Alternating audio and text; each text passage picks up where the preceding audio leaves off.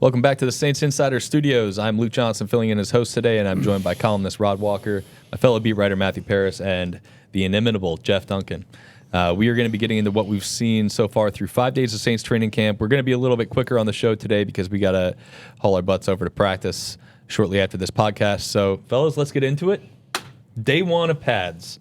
Matt and I talked about this a little bit yesterday, but look, this is kind of what we've been waiting for. You specifically, Dunk. I know I've been looking for the physicality out of this team. So, is there anything that stood out to you yesterday watching that group? Well, it looked like, maybe I'm wrong, y'all can correct me, but it looked like they were trying to send a message early on, right? There was like a bunch of running plays right off the bat. Yep. It seemed like a tone setter by Kellen Moore.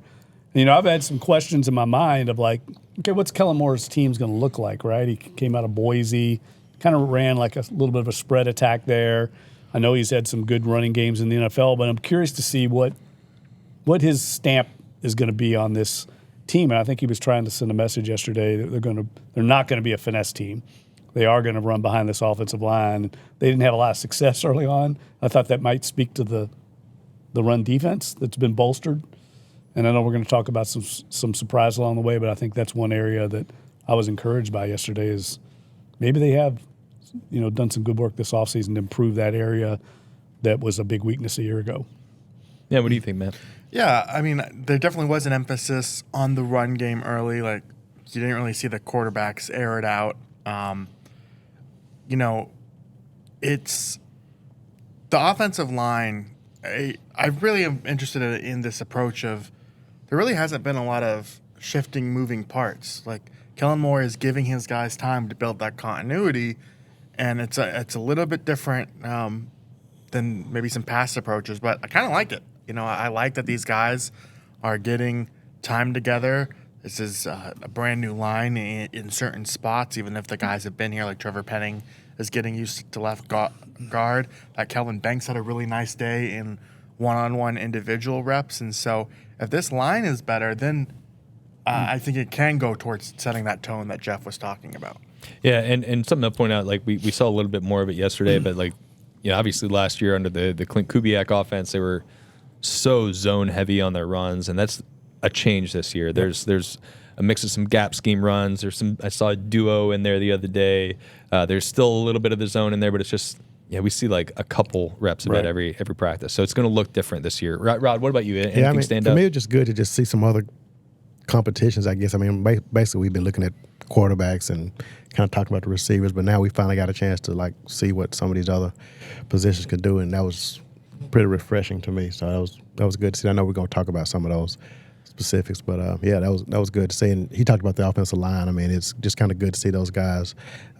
That's the one spot where you don't feel like there's a position battle. You feel like those are going to be those starting five, going into the season. Yeah, it's been like that since May, right? Yeah.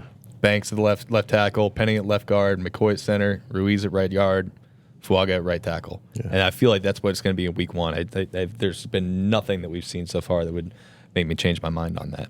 I looked this up yesterday. We were talking over text, and I was wondering how, the Saints have obviously invested in their offensive line. Where does it compare Saints or league wide? There's only one other team with 4 first-rounders on the offensive line, projected anyway, for starting. Can you name it? So it's not Philly. No, I can't. The Chargers. Okay, that makes sense. Sean Slater, Joe Alt. I think they're, Are they all homegrown players? One of them is. Mekhi Becton is not a homegrown player. Yeah, Mekhi Becton is, Yeah, so one of them. But yeah, I did look at homegrown. I'll have the numbers later in an article once I actually take time to write it. But I would bet the Saints are the only one with 5 top 50 picks. Yeah, all homegrown. That is also true. Yeah. Okay, so. Let's get into the offensive defensive line specifically. That's the area where it really, outside of maybe the running backs, when you put pads on, that's where you really start to get a sense of these guys, right? And I want to hold off on Kelvin Banks for a second. So taking him out of the equation, did anybody in particular stand out to you first day pads, whether it was team drills, one-on-ones, anything like that? Well, Kelvin Banks is the one that obviously everybody. We're going to talk about him in a second, but I'll throw one out there. I think Devon Godshaw. is somebody who has who kind of yesterday consistently popped for me, and look, they brought him in to do one thing. He might play 35% of the snaps this year, but like he is going to anchor that run defense. And you saw yesterday he had a double team on just some up the middle running play. He had a double team on him, and he like clotheslined Velus Jones. He's a big, strong guy. And he can do a lot of things to help the team in that very specific role. I think he's actually going to be pretty important for a team that finished number 31 in the NFL last year and I think in rushing. We were talking earlier about Kellen Moore putting his stamp. I think we're definitely seeing Brandon Staley put his stamp on the defense. I think Godshaw was a guy he targeted. I think Bullard is a guy he targeted. We know Julian Blackmon. And look, they're going to be those safeties going to be heavily involved in the run defense. One of them's always going to be coming down late. That's something Staley talked about. They may start out too high, but the safety's going to be heavily involved. So I think we're seeing him put his stamp on this defense. And you're right, Godshaw is a guy that already the offensive linemen are talking about how strong he is at the point of attack, almost immovable. And it all starts there. How many times did we hear Carl Granderson yesterday say, look, it's not going to matter what we do, those three interior guys. The whole point is of the 3-4s, those guys being stout against the run so the outside guys can run, pursue, and make plays. So I think it's a good start with Godshaw, like you said. I think Bullard, actually, I think he's going to start there in rundowns, and Cam is going to be the sub-package guy in passing situations. And I have to credit them with, like, identifying that as an area of weakness. It had to get better. And I think it, at least early on, looks good. For me, that's the biggest upgrade they've made. I mean, I think they've really I got agree. better right there. And They're more physical. yeah, for sure. Yeah. Yeah. Had to be. Don't you agree? I mean, that was an area. Yeah, they were atrocious last year against the run. Right. We've referenced it a number of times on the show, weirdly, in the last couple of weeks, but that Bucs game last year, that Bucs game in the Dome, Sean Tucker had 160 rushing yards. I would say this. I mean, we may get into I may be jumping ahead too much on a segment, but like I think Stutzman's part of that too. The drafting of a really good run defending linebacker. I mean, he's flashed a lot early on, so I think there's some upgrades there that maybe were kind of subtle that we didn't think about that is kind of shining early on. Yeah, I mean, you think about their first 3 defensive draft picks, right? Obviously, they took Banks and Shuck with their first 2 picks, but Vernon Broughton, Danny Stutzman, who is a tackling machine at Oklahoma, and Jonas Sanker, who's really a box safety, hard-hitting thumper safety. I think out of those 3, I still think Broughton's going to have the biggest role this year, just because I think there are guys blocking Stutzman and Sanker, but I think those guys can help the team in that specific role. Yep. Yeah, I mean, I think Broughton has actually been a little bit more buried early on than I would have thought, given what we saw in the spring. I think the addition of Bullard has kind of kept him from maybe ascending. And then, I just think it's telling that Colin Saunders and Nathan Shepard, last year's primary starters at defensive tackle, are now primarily working with the second team. Like that, those spots have been completely overhauled, and they probably needed to be. Yeah. And I brought up Broughton as somebody who's going to play just because I think he's going to be a part of the rotation. But I do think you're right. I think Bullard is ahead of him at this point. Rod, I got to tee you up on this. We are talking about offensive line and defensive line, but it's really just by definition that Chase Young isn't a defensive lineman anymore. I'm curious to what you think of his start to this camp, and really, something we've talked to Chase about, just having an entire offseason to focus on being a football player and not focus on getting healthy. I mean, to me, it looks like it's all setting up for him well. Yeah, I mean, I don't want to get Here too we far go. ahead of We myself. were joking the other day in the Get the media bell room. ready. Rod's going to say 17, 17 and a half sacks. What's the NFL record for sacks this season? 22 22 and a half. Yeah. No, I just think you can just tell just from talking to him, whatever day we talked to him, I guess that was Sunday. Who knows? Days melt together in training camp. Yeah. But anyway, I mean, you can just tell he has a different mentality now. I mean, he has his contract. He's not rehabbing the neck, and he looks really good in this defense. And on the other side, I think Carl Granderson I think they both look really good. So I think the defensive ends are going to really shine in this defense because they can just kind of, just kind of play a little bit freer than they've been able to in the past, and I think that's going to benefit both of those guys. Yeah, that was something he kept bringing up. This scheme is freeing for him in particular. A lot of wide 9 alignment, a lot of letting him set up his pass rush moves. Let's get into Kelvin Banks now. All right. We have a clip. Norm Bell is never in front of the camera on the show, but he's always behind the camera. And yesterday he was out there filming one-on-ones for offensive line versus defensive line, and he got a clip of Kelvin Banks in a one-on-one. Check this out here. So in this drill, Kelvin Banks is going up against Chris Rumpf, who's somebody I think a lot of people like so far in the Saints, and he just buries him in the ground. This is exactly what you want to see out of your number 9 overall pick, guys. So, Matt, I know you were actually watching this drill live as it happened. What have you made so far out of Kelvin Banks? Yeah, really impressive. I mean, I do think there is going to be a learning curve there just because we saw it with Fuaga last season. Like, I actually think they're, not to immediately shift to Fuaga, but I think there's like a little bit of a discrepancy between locally and nationally.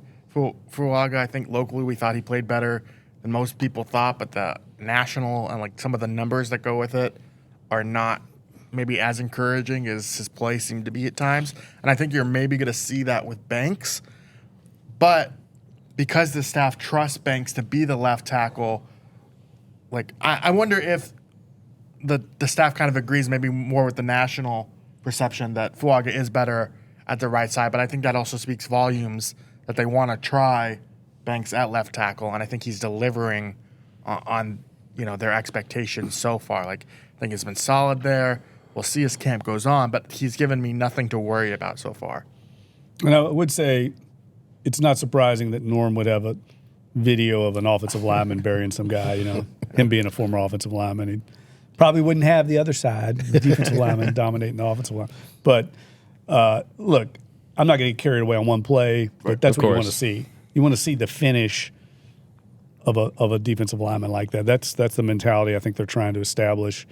And I agree with Matt 100%. Like, I think Fuaga, we thought Fuaga had such a great year because the bar was so low in comparison to some of the other offensive linemen. We're like, wow, he's not getting beat every play. So I think they're set up right now, the offensive line, for years to come. All these guys are still fairly, either they're young or they're in their primes.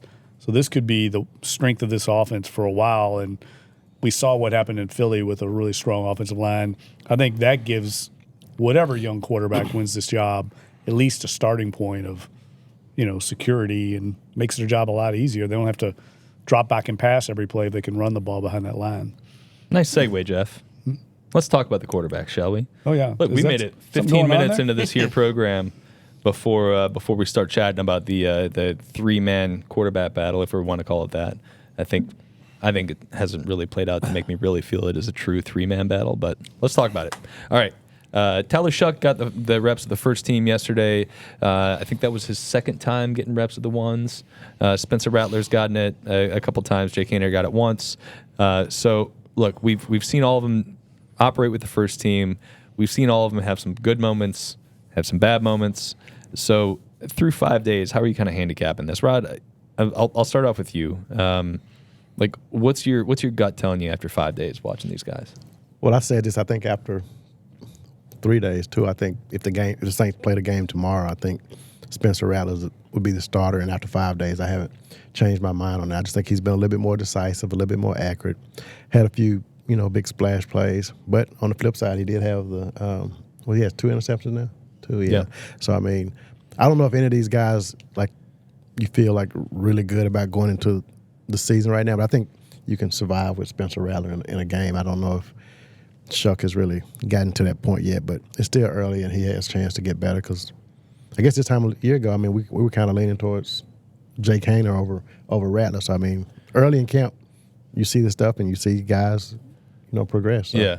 But right now, I think Rattler's definitely ahead. Yeah, I agree with you. And I do think, the good news is they're not going to the season tomorrow. Right. That they got time. That's really good news. That is really good news. They got time to let these guys develop, and they have to, right? And Kellen Moore said they're getting better every day. Maybe it's not getting better and they have all these wow moments every day, but they're doing the stuff that they want to see more every day. But I do think you're right. They need somebody needs to really take a step forward, as we saw Spencer Rattler do last year. And I'm with you. I think Rattler has been the the most decisive. I think he's been really just day to day the most consistently impressive quarterback. But again, we're talking about 5 practices here. There's a lot of time for Shuck to make up some ground, for Haener to show he really belongs in the competition. What do you guys think?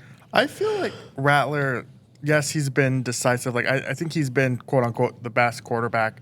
But I also feel like of the 3, he has like the biggest potential to tank his own performance. Like the 2 interceptions, you don't want to make too big of a deal of practice interceptions. But I thought the second one in particular, Stutzman really made like an incredible play. I don't even know if it was necessarily a bad throw, but his performance seemed to really snowball after that. Like he was facing a lot of pressures, admittedly, but just doing throwaways. He was really late on the ball to Dante Pettis that was behind him. It really just seemed like he let the mistake kind of snowball his play and it get in his head. And you saw last year with Spencer Rattler such a difference in the first half and the second half. His one good second half performance was when he didn't play in the first half. Like he was just so uneven from half to half. And I kind of feel like we've seen a little bit of that in practice where, he has strung good days together, but then he also comes unraveled at a little part. And so like if he loses this starting job, I feel like it's going to be more because of that, like that he lets go of the rope. Now maybe he doesn't, and he has shown he looks a lot faster than last year. So like you have seen growth in Spencer Rattler's Faster game. as in like processing? Yeah, processing.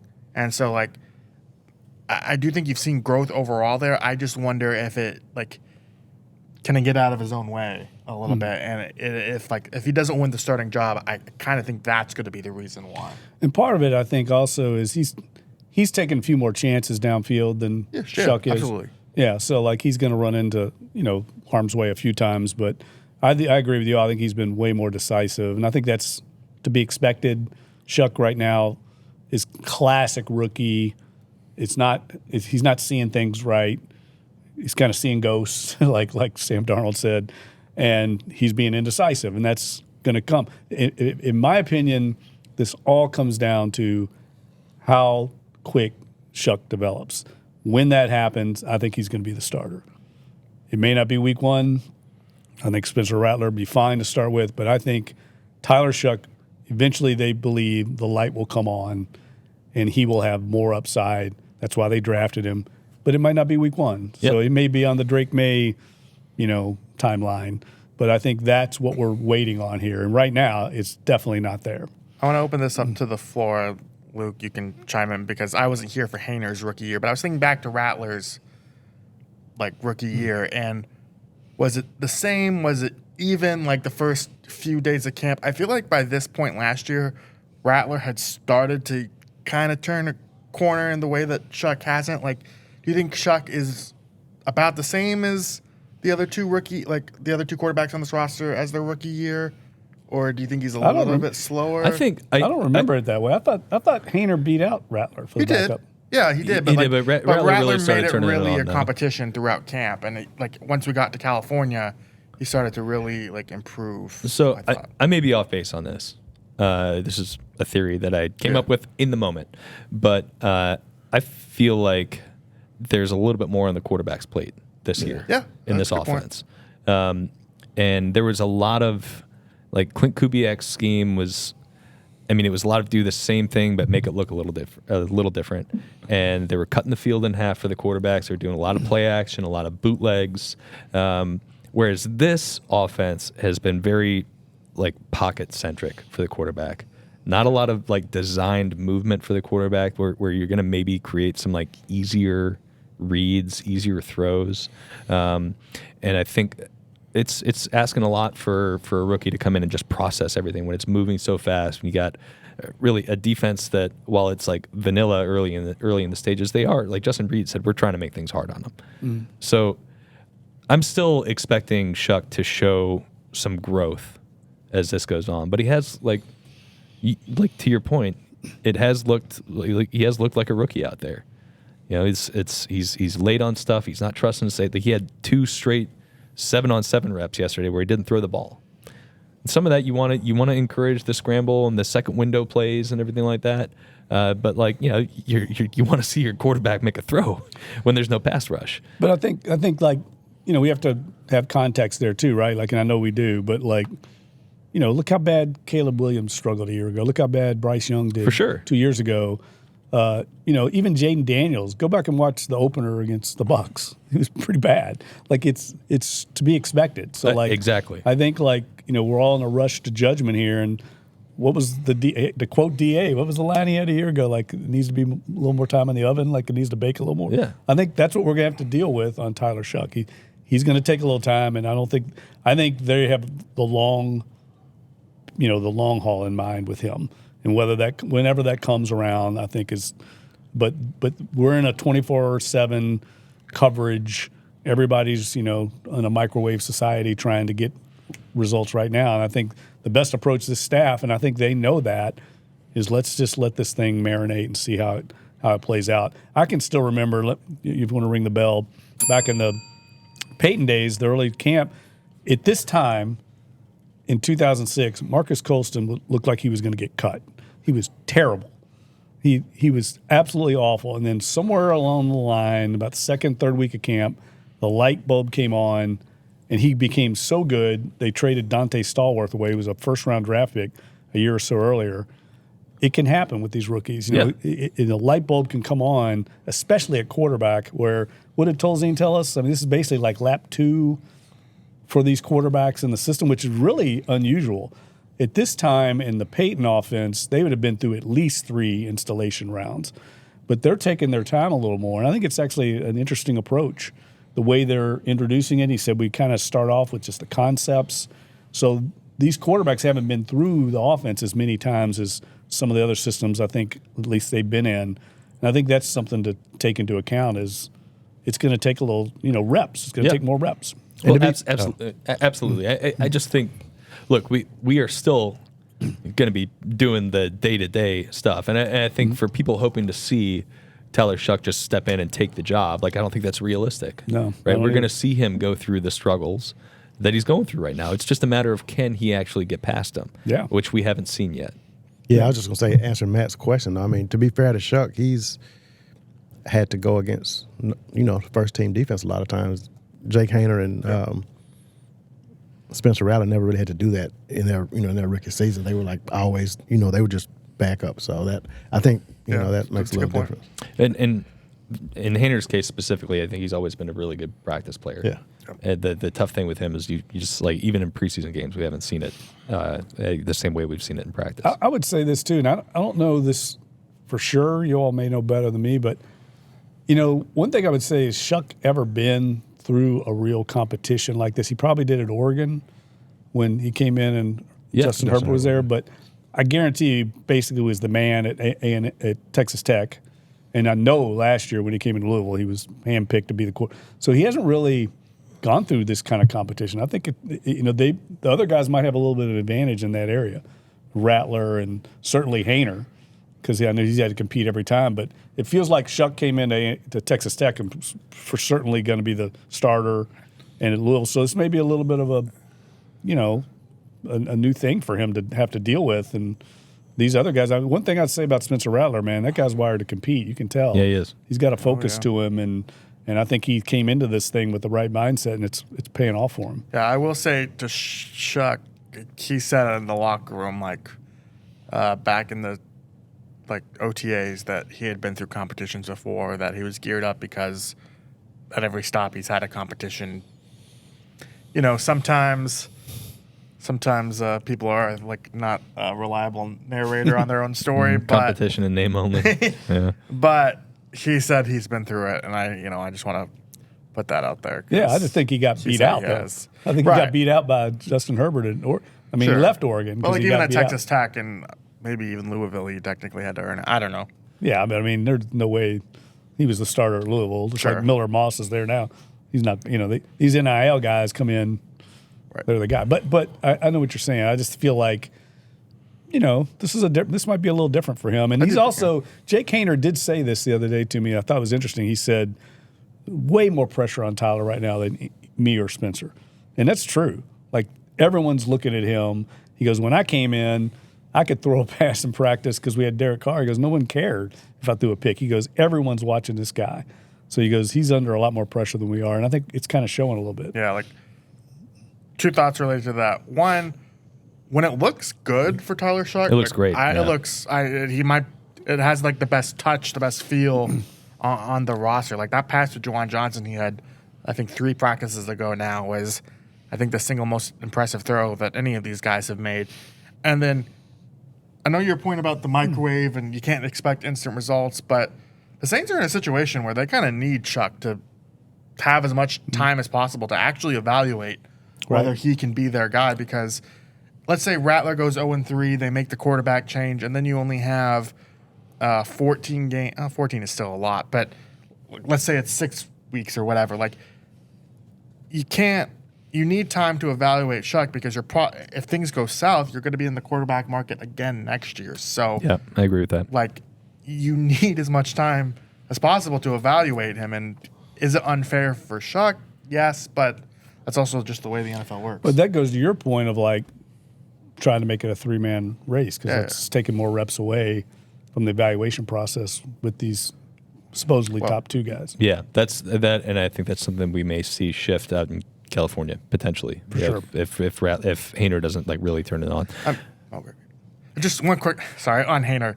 I mean, I don't think it's a coincidence that if they're doing a walkthrough today, we'll see.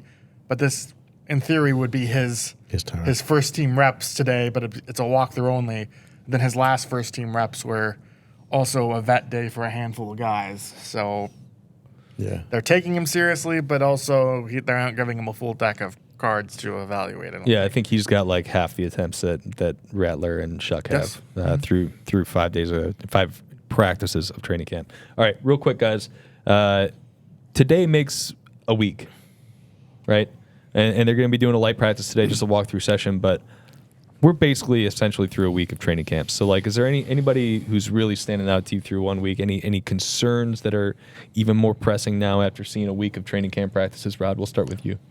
This isn't a concern. This is somebody who I think stood out, and he hadn't even been here a whole week. But I think Julian Blackman is a guy that they actually may have upgraded from Tyron. I mean, no disrespect to Tyron, but I just think Blackman, has he practiced twice or 3 days?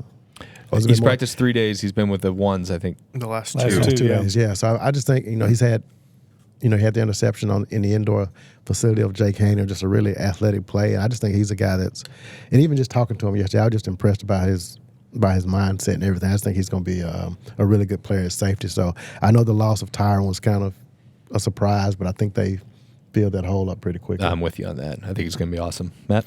I was going to say Blackman, but for the sake of variety, fool me once. Shame on me. But Mason Tipton, he's back, baby. Camp All-Star again. Airline drive. That guy, he's so fast. He makes so many catches. I'll go Mason Tipton with also, maybe you'll say Rashid Shaheed. I don't know. Well, I mean, I said this to Deuce yesterday. Like, what's wrong with Mason Tipton? Like, has he made way more plays than Brandon Cook so far? I think so. I think he's probably right up there at the top of the list for without looking at my notes. I would bet new staff, pure catches. Yeah. Maybe they put him in there. I'm going to go with Stutzman. I mean, I think this is a guy like they're grooming to be DeMario's eventual replacement, but he's stood out to me even in the passing game more. In the way they use their linebackers, they really do drop them into the intermediate routes. He's been impressive to me. And the one thing I would say is a little bit of a concern for me, and this is obviously very early, so I don't want to go panic, but I haven't seen a lot of plays on the ball in the secondary for the most part, like especially in the corners. I said this to Rod the other day, sometimes you do have to flip your perspective sometimes. When Spencer Rattler's not throwing any incompletions, you might want to say, well, what's going on with the secondary, right? I mean, you want to see kind of give and take. And I haven't seen a lot of plays on the ball out of the corners. Maybe they're avoiding them. If you're Spencer Rattler, you're trying to win the job, you're not going to necessarily pick on maybe Kool-Aid McKinstry. You're going to pick on somebody else for those completions. But I want to see a little more of that because I haven't seen a lot of – I mean, when Lattimore was out there, you would see a lot of PBUs. He was a Pro Bowl player. I haven't seen that so far, so that's a little back of my mind concern. I want to see that develop, because that is an area that, other than Blackman's pick and a few downfield plays, I haven't seen a lot of sticky coverage up front. What was the word Alontae Taylor used the other day? The board? Yeah, it was Something along those lines. He's Yeah. like, I want to see some action. He hasn't gotten the ball thrown his way a whole Right. lot. I agree, but the corners are also pretty handsy on the ball when guys are running. Like you see that it's an emphasis for them to punch it out. And then I think they're doing a good job of making. There's been a lot of like throwaways and completions. Like I think the coverage itself Yeah, could be true. is kind of sound too, to where you don't need those pass breakup opportunities because the quarterbacks are just throwing it away too. So it's a good point. I don't know. I'm waiting I to need to see. see. I need to see more. Yeah. I mean, see Quincy more. Riley's gotten burned twice for big plays. Yeah. Big plays downfield. They're going right at the rook. He's got an L's interception up though. in a bad way. He has an interception. Yeah. But I mean, they're going right. Right, yeah. They weren't. You can tell these quarterbacks are smart. They're trying to win a job. They're going after I think, easy yeah. targets. But the first team too, Ike Yadam is a guy that I think they've tried to go after him more so than the other two. Totally. Maybe related to Jeff's point, who knows? But I'm going to go with the obvious one. It's really good to see Chris Olave and Rashid Shaheed running around out there. They are clearly the best playmakers on the offense. I don't think it's anywhere close. Look, Jawan Johnson's done some really nice things, but it's really funny. Like they've been rotating Shaheed and Olave in with the 2s and 3s to get all the quarterbacks chances to work with them. And whenever they go in the second team, it's like the quarterback is like locked in. They're like, okay, this is. Hey, 10 other guys, just do your thing. Chris, go get open. And to your point, also, I think Kellen Moore is saying, all right, these are like our 2 best playmakers. We're going to give the ball to them on jet sweeps. They both taking jet sweeps. They're just going to try and get the ball in their hands as often as possible. That's smart. Look, I get the narrative. We've discussed it on this show about like, can these guys stay healthy? Because last year was a disaster. 14 games between the two of them, and for Olave it was really 6 games, not 8 games. He got knocked out of 2 games early. So, can they stay healthy? I think they have at earlier points in their career. Right? Chris Olave was healthy for most of his first 2 seasons. He had just like small minor like ankle sprain stuff. Shaheed was, I think, played in 33 out of the first 35 games he could have played in. If they can stay healthy, if this line is as good as we think it is, potentially, I think they could have a really special year. They're phenomenal playmakers. I think Kellen Moore knows how to use his best weapons. I'm excited to see what that looks like. Please stay healthy because I think it'd be really fun to watch. Yeah, no, I agree. And they're gonna get heavy use. There's no doubt. I mean, if they don't get production out of those 2, they'll be in trouble. Yeah. Because I mean, Yeah. Then you go, who's your next 2 playmakers? Jawan and Alvin. Brandon right? Cooks, Yeah. I mean, yeah. who also was injured last year, so it's thin, like it was last year. It's thin, but the potential is really high for that group. Agreed. Okay, look, right at 35 minutes. That was what I was hoping for. Zach's not here. See what happens. Our best show ever. Come on, Zach. I mean, Our best show ever. Kellen It's Moore Duncan's like- favorite rolling. line. We got Kellen what is Moore like Kellen time Moore all management. tempo. It's all about tempo, Yeah. pace. When are we going to get that story, by the way? All right. Well, right when I say we're right on time, we're dragging it out. This has been the Saints Insider Podcast. If you like our show, go subscribe to it. Rate us 5 stars. Tell your friends about it. We appreciate you. We are loading up NOLA.com with coverage every day, so please go check out our work there. I know, Dunk, you got a column that was already out this morning? Yeah, this morning on Olave. All right. And we all got stuff we're working on. Please check out our work over there. I've been Luke Johnson hosting the show today, joined by Rod Walker, Matthew Paris, and Jeff Duncan. Norman Bell is our producer. We thank you all for listening. Please read our coverage on NOLA.com. We will check you all out later.